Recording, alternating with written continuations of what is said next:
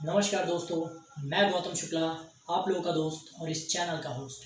स्वागत करता हूं आप सभी का Gautam Shukla and universe channel में। सो फ्रेंड्स, हमारी अपलोड की वीडियोस आप लोगों को अच्छी लगे तो प्लीज़ लाइक शेयर सब्सक्राइब ज़रूर करें और हमारे 100 करोड़ सब्सक्राइबर टारगेट को पूरा करने में सहयोग करें।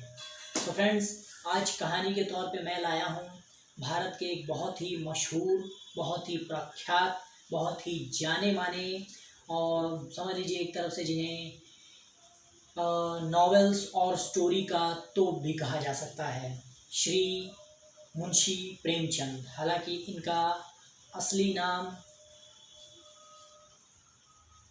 मैं आपको आगे बताऊंगा। बायोग्राफी ऑफ मुंशी प्रेमचंद, जीवनी मुंशी प्रेमचंद की।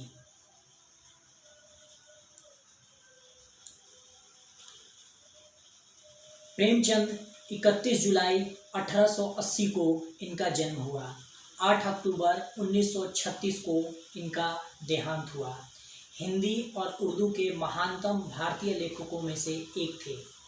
मूल नाम धनपत राय श्रीवास्तव। प्रेमचंद को नवाब राय और मुंशी प्रेमचंद के नाम से भी जाना जाता है। उपन्यास के क्षेत्र में उनके योगदान को देखकर बंगाल के विख्यात उपन्यासकार शरत चंद्र चट्टोपाध्याय ने उन्हें उपन्यास सम्राट कहकर संबोधित किया था। प्रेमचंद ने हिंदी कहानी और उपन्यास की एक ऐसी परंपरा का विकास किया जिसे पूरी दुनिया, पूरी सदी के साहित्य का मार्गदर्शन किया। आगामी एक पूरी पीढ़ी को गहराई तक प्रभावित कर विकास का अध्ययन अधूरा होगा।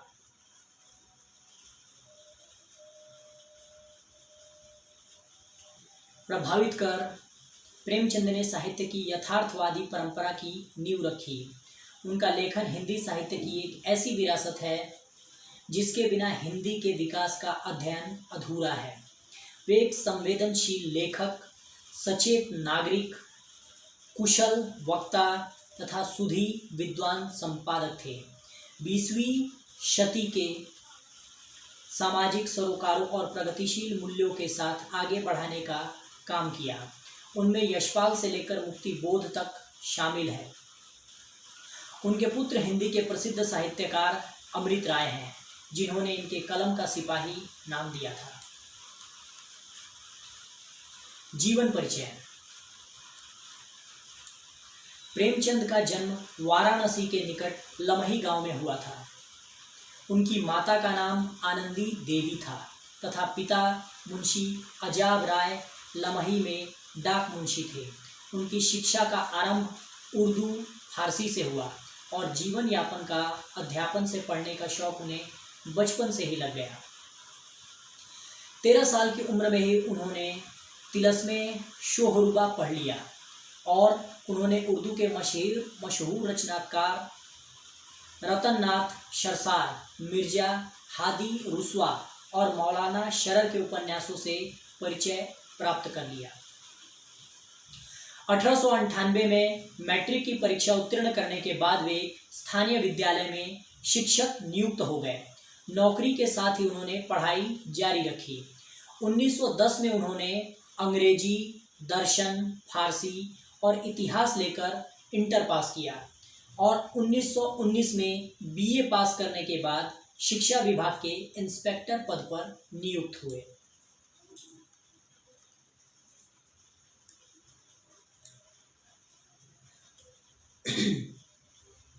7 वर्ष की अवस्था में उनकी माता तथा 14 वर्ष की अवस्था में पिता का देहांत हो जाने के कारण उनका प्रारंभिक जीवन संघर्ष में रहा।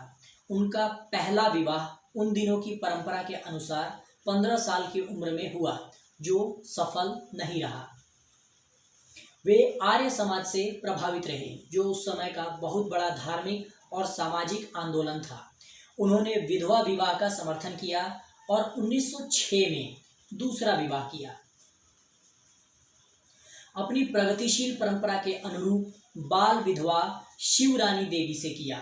उनकी 3 संतानें हुई, श्रीपत राय, अमृत राय और कमला देवी श्रीवास्तव। 1910 में उनकी रचना सोजे वतन राष्ट्र का विलाप के लिए हमीरपुर के जिला कलेक्टर ने तलब किया। और उन पर जनता को भड़काने का आरोप लगाया। सोजे वतन की सभी प्रतियां जब्त कर नष्ट कर दी गई। कलेक्टर ने नवाब राय को हिदायत दी कि अब वे कुछ भी नहीं लिखेंगे, यदि लिखा तो जेल भेज दिया जाएगा। इस समय तक प्रेमचंद धनपत राय नाम से लिखते थे। उर्दू में प्रकाशित होने वाली जमाना पत्रिका के संपादक और उनके अजीज दोस्त मुंशी नारायण निगम ने उन्हें प्रेमचंद नाम से लिखने की सलाह दी। इसके बाद वे प्रेमचंद के नाम से लिखने लगे। उन्होंने आरंभिक लेखन जमाना पत्रिका में ही किया। जीवन के अंतिम दिनों में वे गंभीर रूप से बीमार पड़े। उनका उपन्यास मंगलसूत्र पूरा नहीं हो सका और लंबी बीमारी के बाद 8 अक्टूबर 1936 को उनका निधन हो गया। उनका अंतिम उपन्यास मंगलसूत्र उनके पुत्र अमृत ने पूरा किया। कार्यक्षेत्र।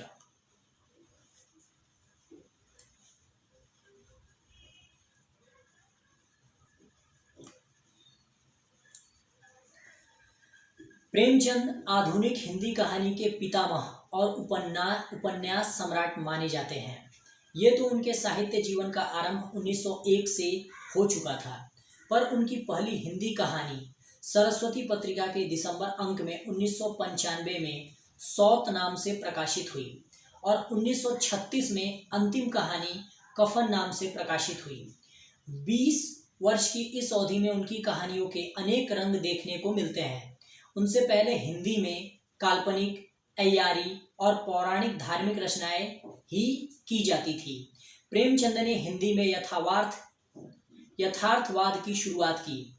भारतीय साहित्य का बहुत सा विमर्श जो बाद में प्रमुखता से उभरा, चाहे वो दलित साहित्य हो या नारी साहित्य, उसकी जड़ें कहीं गहरे प्रेमचंद के साहित्य में दिखाई देती हैं। प्रेमचंद के लेख पहली रचना के अनुसार उनकी पहली रचना अपने नाम मामा पर लिखा व्यंग थी, जो अब अनुपलब्ध है। उनका पहला उपलब्ध लेखन का उर्दू उपन्यास असरारे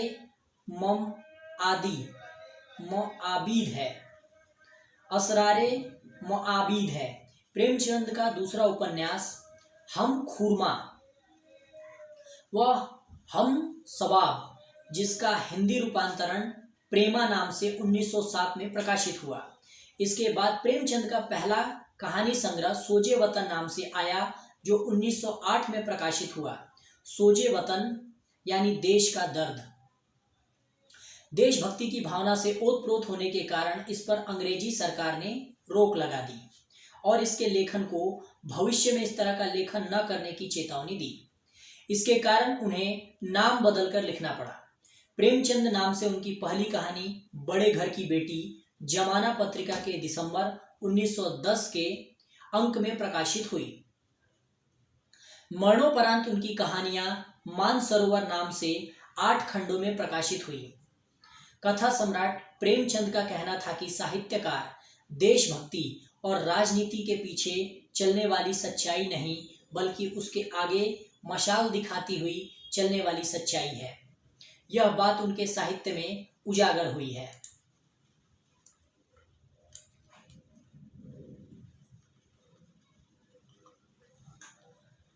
1921 में उन्होंने महात्मा गांधी के आह्वान पर अपनी नौकरी छोड़ दी। कुछ महीने मर्यादा पत्रिका का संपादन भार संभाला। 6 साल तक माधुरी नामक पत्रिका का संपादन किया। 1930 में बनारस से अपना मासिक पत्र हंस शुरू किया और 1932 के आरंभ में जागरण नामक एक साप्ताहिक और निकला। उन्होंने लखनऊ में 1936 में अखिल भारतीय प्रगतिशील लेखक संघ के सम्मेलन की अध्यक्षता की। उन्होंने मोहन दयाराम भवनानी की अजंता सीनेटोन कंपनी में कहानी लेखन की नौकरी भी की।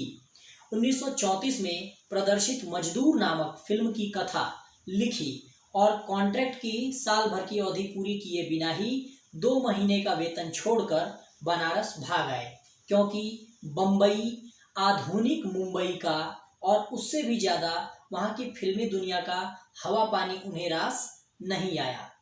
उन्होंने मूल रूप से ही हिंदी में 1915 से कहानियाँ लिखना और 1918 सेवा सदन से उपन्यास लिखना शुरू किया।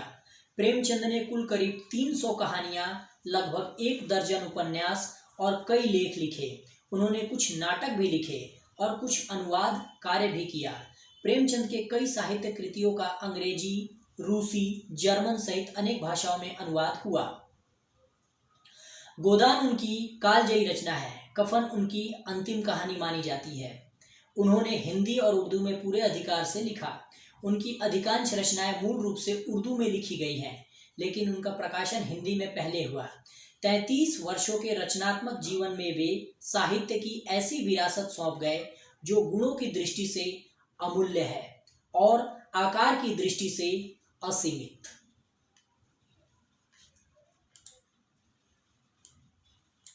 कृतियां।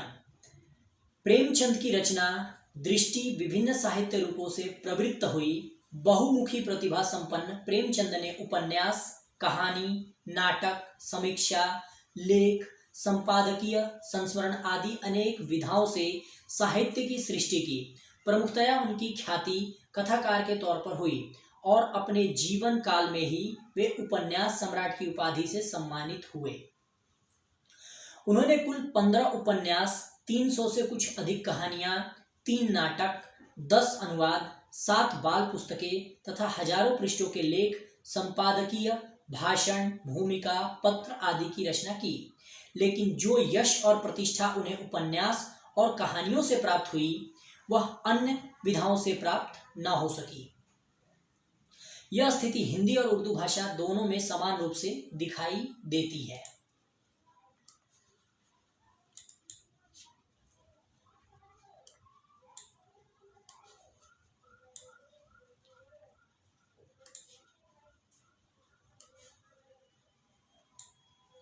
उपन्यास। प्रेमचंद के उपन्यास ने न केवल हिंदी उपन्यास साहित्य में बल्कि संपूर्ण भारतीय साहित्य में मील के पत्थर हैं। प्रेमचंद कथा साहित्य में उनके उपन्यासकार का आरंभ पहले होता है। उनका पहला उर्दू उपन्यास अपूर्ण असरारे मुआबिद उर्फ देवस्थान रहस्य उर्दू साप्ताहिक आवाज ए खल्क में 8 अक्टूबर 1903 से 1 फरवरी 1905 तक धारावाहिक रूप से में प्रकाशित हुआ। उनका दूसरा उपन्यास हम खुरमा व हम सवाब, जिसका हिंदी रूपांतरण प्रेमा नाम से 1907 में प्रकाशित हुआ। चूंकि प्रेमचंद मूल रूप से उर्दू के लेखक थे और उर्दू से ही हिंदी में आए थे, इसलिए उनके सभी आरंभिक उपन्यास मूल रूप से उर्दू में लिखे गए और बाद में उनका हिंदी तर्जुमा किया गया। उन्होंने सेवा सदन 1918 उपन्यास से हिंदी उपन्यास की दुनिया में प्रवेश किया। यह मूल रूप से उन्होंने बजारे हुस्न नाम से पहले उर्दू में लिखा, लेकिन इसका हिंदी रूप सेवा सदन पहले प्रकाशित कराया। सेवा सदन एक नारी के वैश्या बनने की कहानी है। डॉक्टर राम विलास शर्मा के अनुसार सेवा सदन में व्यक्त मुख्य समस्या भारतीय नारी की पराधीनता है। इसके बाद किसान जीवन पर उनका पहला उपन्यास प्रेमाश्रम 1921 आया। इसका मसौदा भी पहले उर्दू में गोशाए आफियत नाम से तैयार हुआ था, लेकिन सेवा सदन की भांति इसे पहले हिंदी में प्रकाशित कराया। प्रेमाश्रम किसान जीवन पर लिखा हिंदी का संभवतः पहला उपन्यास है। यह अवध के किसान आंदोलन के दौर में लिखा गया। इसके बाद रंगभूमि 1925, कायाकल्प 1926, निर्मला 1927, गबन 1931, कर्मभूमि 1932 से हुआ।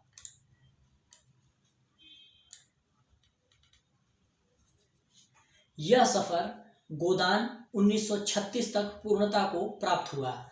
रंगभूमि में प्रेमचंद एक अंधे भिखारी सूरदास को कथा का नायक बनाकर हिंदी कथा साहित्य में क्रांतिकारी बदलाव का सूत्रपात कर चुके थे। गोदान का हिंदी साहित्य ही नहीं, विश्व साहित्य में महत्वपूर्ण स्थान है।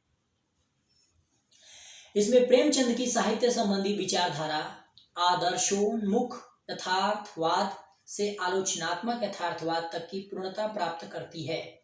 एक सामान्य किसान को पूरे उपन्यास का नायक बनाना भारतीय उपन्यास परंपरा की दिशा बदल देने जैसा था। सामंतवाद और पूंजीवाद के चक्र में फंसकर हुई कथानायक हीरो की मृत्यु पाठकों के जहन को झकझोर कर रख जाती है।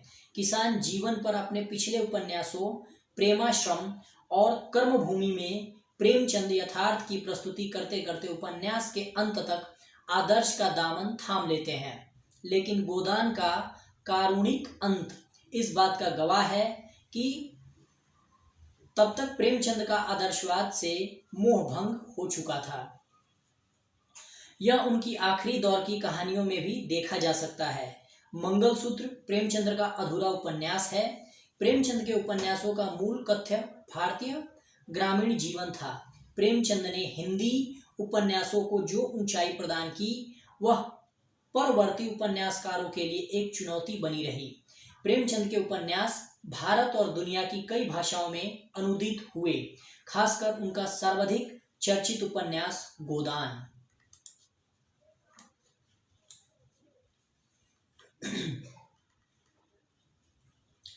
असरारे मुआबिद उर्फ देवस्थान रहस्य उर्दू साप्ताहिक आवाज़े खल्क में 8 अक्टूबर 1903 से 1 फरवरी 1905 तक प्रकाशित, सेवा सदन 1918, प्रेमाश्रम 1922, रंगभूमि 1925, निर्मला 1925, कायाकल्प 1927, गबन 1928, कर्मभूमि 1932, गोदान 1936, मंगलसूत्र, अपूर्ण प्रतिज्ञा, प्रेमा, रंगभूमि, मनोरमा, वरदान।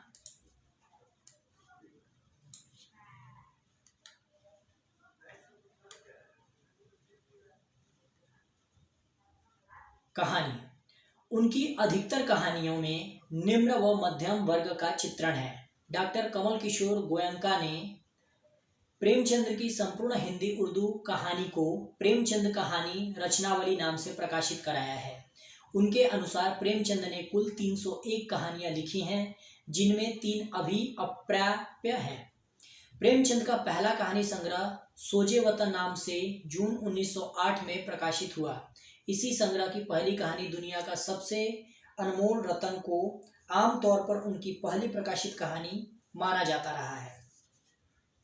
डॉक्टर गोयनका के अनुसार कानपुर से निकलने वाली उर्दू मासिक पत्रिका जमाना के अप्रैल अंक में प्रकाशित सांसारिक प्रेम और देश प्रेम, इश्के दुनिया और हुब्बे वतन वास्तव में उनकी पहली प्रकाशित कहानी है।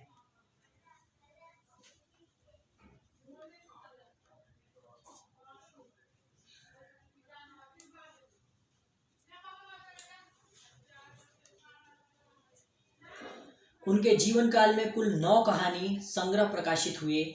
सोजे वतन, सप्त सरोज, नवनिधि, प्रेम पूर्णिमा, प्रेम पचीसी, प्रेम प्रतिमा, प्रेम द्वादशी, समर यात्रा, मानसरोवर, भाग 1 व 2 और कफन।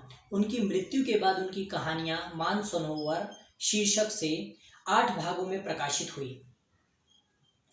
प्रेमचंद साहित्य के मुद्राधिकार से मुक्त होते ही विभिन्न संपादकों और प्रकाशकों ने प्रेमचंद की कहानियों के संकलन तैयार कर प्रकाशित कराए। उनकी कहानियों में विषय और शिल्प की विविधता है। उन्होंने मनुष्य के सभी वर्गों से लेकर पशु पक्षियों तक को कहानियों में मुख्य पात्र बनाया है। उनकी कहानियों में किसानों, मजदूरों, स्त्रियों, दलितों आदि की समस्याएं गंभीरता से चित्रित हुई हैं। उन्होंने समाज सुधार, देश प्रेम, स्वाधीनता संग्राम आदि से संबंधित कहानियां लिखी हैं। उनकी ऐतिहासिक कहानियां तथा प्रेम संबंधी कहानियां भी काफ़ी लोकप्रिय साबित हुई। प्रेमचंद की प्रमुख कहानियों में ये नाम लिए जा सकते हैं: पंच परमेश्वर, गुल्ली डंडा, 2 बैलों की कथा, ईदगाह, बड़े भाई साहब, पूस की रात, कफन, ठाकुर का कुआं,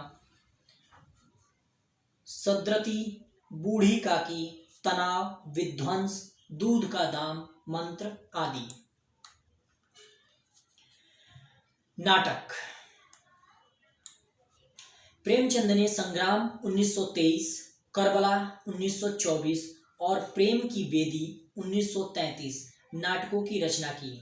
ये नाटक शिल्प और संवेदना के स्तर पर अच्छे हैं, लेकिन उनकी कहानियों और उपन्यासों ने इतनी ऊंचाई प्राप्त कर ली थी कि नाटक के क्षेत्र में प्रेमचंद को कोई खास सफलता नहीं मिली।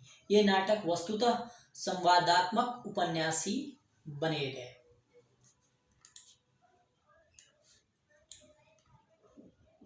लेखन निबंध। प्रेमचंद एक संवेदनशील कथाकार ही नहीं, सजग नागरिक व संपाद भी थे। उन्होंने हंस, माधुरी, जागरण आदि पत्र पत्रिकाओं का संपादन करते हुए व तत्कालीन अन्य सहगामी साहित्यिक पत्रिकाओं चांद, मर्यादा, स्वदेश आदि में अपनी साहित्यिक व सामाजिक चिंताओं को लेखों या निबंधों के माध्यम से अभिव्यक्त किया। अमृत राय द्वारा संपादित प्रेमचंद विविध प्रसंग 3 भाग वास्तव में प्रेमचंद के लेखनों का ही संकलन है। प्रेमचंद के लेखन प्रकाशन संस्थान से कुछ विचार शीर्षक से भी छपे हैं। प्रेमचंद के मशहूर लेखों में निम्न लेख विचार, हिंदी उर्दू की एकता, महाजनी सभ्यता, उपन्यास, जीवन में साहित्य का स्थान आदि।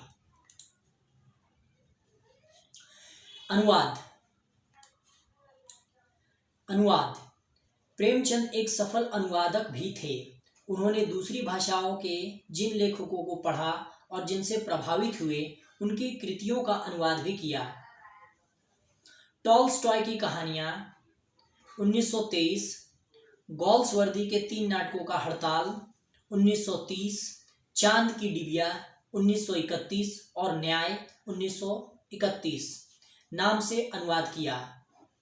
आजाद कथा उर्दू से रतन नाथ सरशार, पिता के पुत्री के नाम, अंग्रेजी से जवाहरलाल नेहरू, उनके द्वारा रतन नाथ सरशार के उर्दू उपन्यास फसान ए आजाद का हिंदी अनुवाद आजाद कथा बहुत मशहूर हुआ।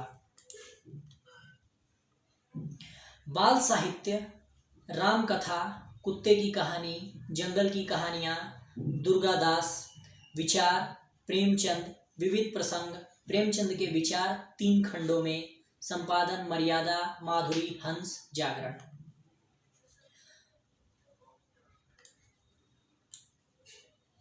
समालोचना। प्रेमचंद उर्दू का संस्कार लेकर हिंदी में आए थे और हिंदी के महान लेखक बने। हिंदी को अपना खास मुहावरा और खुलापन दिया। कहानी और उपन्यास दोनों में युगांतरकारी परिवर्तन किए। उन्होंने साहित्य में सामयिकता प्रबल आग्रह स्थापित किया। आम आदमी को उन्होंने अपनी रचनाओं का विषय बनाया और उसकी समस्याओं पर खुलकर कलम चलाते हुए उन्हें साहित्य के नाटकों के पद पर आसीन किया। प्रेमचंद से पहले हिंदी साहित्य राजा रानी के किस्सों, रहस्य, रोमांच में उलझा हुआ था।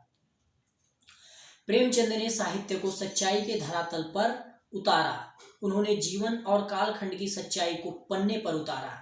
वे सांप्रदायिक भ्रष्टाचार, जिम्मेदारी, कर्जखोरी, गरीबी, उपनिवेशवाद पर आजीवन लिखते रहे।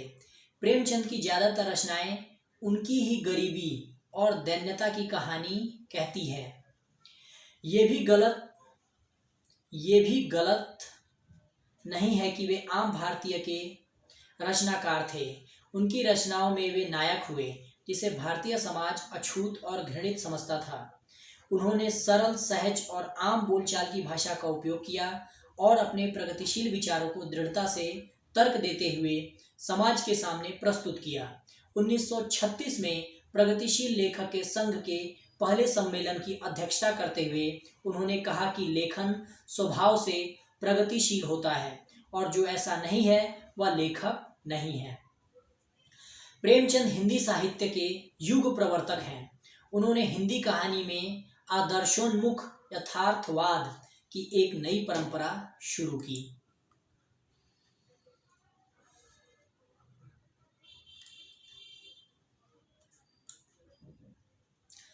प्रेमचंद के जीवन संबंधी विवाद। इतने महान रचनाकार होने के बावजूद प्रेमचंद का जीवन आरोपों से मुक्त नहीं है। प्रेमचंद के अध्येता कमल किशोर गोयनका ने अपनी पुस्तक प्रेमचंद अध्ययन की नई दिशाएं में प्रेमचंद के जीवन पर कुछ आरोप लगाकर उनके साहित्य का महत्व कम करने की कोशिश की। प्रेमचंद पर लगे मुख्य आरोप हैं, प्रेमचंद ने अपनी पहली पत्नी को बिना वजह छोड़ा और दूसरे विवाह के बाद भी उनके अन्य किसी महिला से संबंध रहे, जैसा कि शिवरानी देवी ने प्रेमचंद घर में उद्धृत किया है। प्रेमचंद ने जागरण विवाद में विनोद शंकर व्यास के साथ धोखा किया। प्रेमचंद ने अपनी प्रेस के वरिष्ठ कर्मचारी प्रवासी लाल वर्मा के साथ धोखाधड़ी की। प्रेमचंद की प्रेस में मजदूरों ने हड़ताल की। प्रेमचंद ने अपनी बेटी के बीमार होने पर झाड़ फूंक का सहारा लिया आदि कमल किशोर गोयनका द्वारा लगाए गए ये आरोप प्रेमचंद के जीवन का एक पक्ष जरूर हमारे सामने लाते हैं, जिसमें उनकी इंसानी कमजोरियां जाहिर होती हैं, लेकिन उनके व्यापक साहित्य के मूल्यांकन पर इन आरोपों का कोई असर नहीं पड़ा है। प्रेमचंद को लोग आज उनकी काबिलियत की वजह से याद करते हैं, जो विवादों को बहुत कम जगह देती है।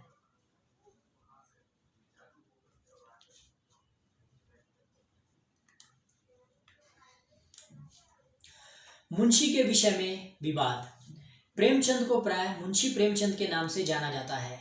प्रेमचंद के नाम के साथ मुंशी कब और कैसे जुड़ गया, इस विषय में अधिकांश लोग यही मान लेते हैं कि प्रारंभ में प्रेमचंद अध्यापक रहे।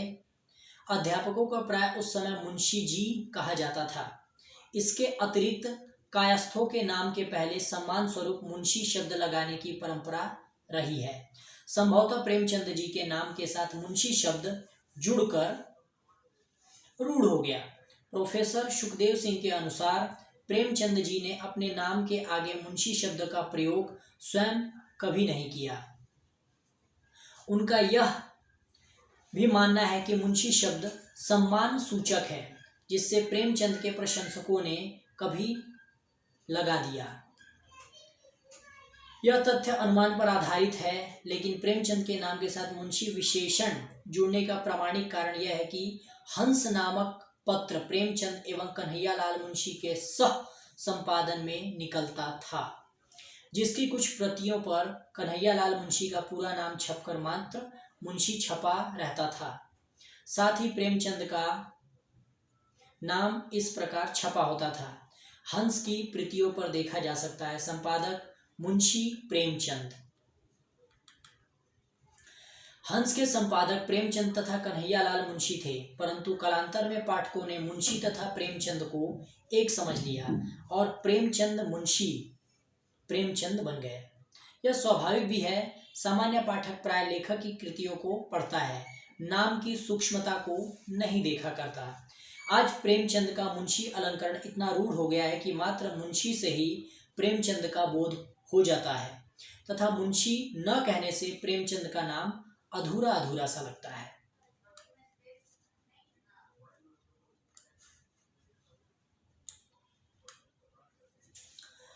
विरासत। प्रेमचंद ने अपनी कला के शिखर पर पहुंचने के लिए अनेक प्रयोग किए। जिस युग में प्रेमचंद ने कलम उठाई थी, उस समय उनके पीछे ऐसी कोई ठोस विरासत नहीं थी और न ही विचार और प्रगतिशीलता का कोई मॉडल ही उनके सामने था। लेकिन होते होते उन्होंने गोदान जैसे कालजयी उपन्यास की रचना की, जो एक आधुनिक क्लासिक माना जाता है। उन्होंने चीजों को खुद गढ़ा और खुद आकार दिया। जब भारत का स्वतंत्रता आंदोलन चल रहा था, तब उन्होंने कथा साहित्य द्वारा हिंदी और उर्दू दोनों भाषाओं को जो अभिव्यक्ति दी, उसने सियासी सरगर्मी को, जोश को और आंदोलन को सभी को उभारा और उसे ताकतवर बनाया, और इससे उनका लेखन भी ताकतवर हो गया। प्रेमचंद इस अर्थ में निश्चित रूप से हिंदी के पहले प्रगतिशील लेखक कहे जा सकते हैं। 1936 में उन्होंने प्रगतिशील लेखक संघ के पहले सम्मेलन को सभापति के रूप में संबोधन किया था। उनका यही भाषण प्रगतिशील आंदोलन के घोषणा पत्र का आधार बना। प्रेमचंद ने हिंदी में कहानी की एक परंपरा को जन्म दिया और एक पूरी पीढ़ी उनके कदमों पर आगे बढ़ी। 50-60 के दशक में रेणु, नागार्जुन और इनके बाद श्रीनाथ सिंह ने ग्रामीण परिवेश की कहानियां लिखी। वो एक तरह से प्रेमचंद की परंपरा के में आती है।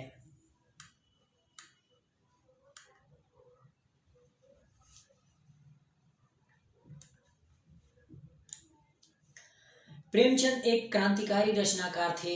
उन्होंने न केवल देशभक्ति बल्कि समाज में व्याप्त अनेक कुरीतियों को देखा और उनको कहानी के माध्यम से पहली बार लोगों के समक्ष रखा। उन्होंने उस समय के समाज की जो भी समस्याएं थी उन सभी को चित्रित करने की शुरुआत कर दी थी। उसमें दलित भी आते हैं, नारी भी आती हैं। ये सभी विषय आगे चलकर हिंदी साहित्य के बड़े विमर्श बने। प्रेमचंद हिंदी सिनेमा के सबसे अधिक लोकप्रिय साहित्यकारों में से हैं।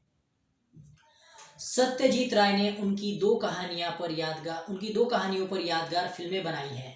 1977 में शतरंज के खिलाड़ी और 1981 में सद्रती। उनके देहांत के 2 वर्षों बाद सुब्रमण्यम ने 1938 में सेवा सदन उपन्यास पर फिल्म बनाई, जिसमें सुब्बा लक्ष्मी ने मुख्य भूमिका निभाई थी। 1977 में मृणाल सेन ने प्रेमचंद की कहानी कफन पर आधारित ओका उरी कथा नाम से एक तेलुगु फिल्म बनाई, जिसको सर्वश्रेष्ठ तेलुगु फिल्म का राष्ट्रीय पुरस्कार भी मिला। 1963 में गोदान और 1966 में गबन उपन्यास पर लोकप्रियता फिल्में बनी। 1980 में उनके उपन्यास पर बना टीवी धारावाहिक निर्मला भी बहुत लोकप्रिय हुआ।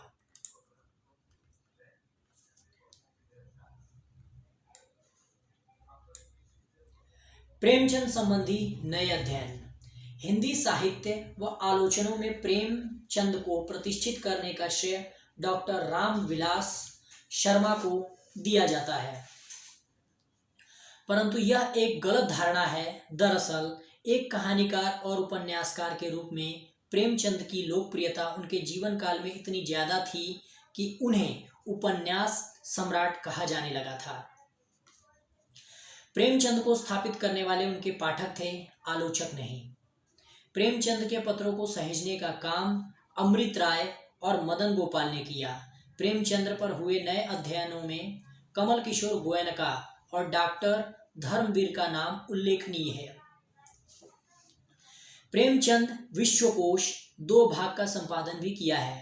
डॉक्टर धर्मवीर ने दलित दृष्टि से प्रेमचंद साहित्य का मूल्यांकन करते हुए प्रेमचंद सामंत का मुंशी व प्रेमचंद की नीली आंखें नाम से पुस्तक लिखी।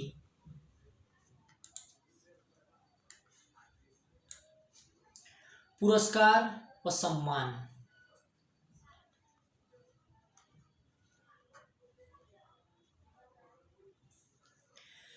प्रेमचंद की स्मृति, पुरस्कार व सम्मान।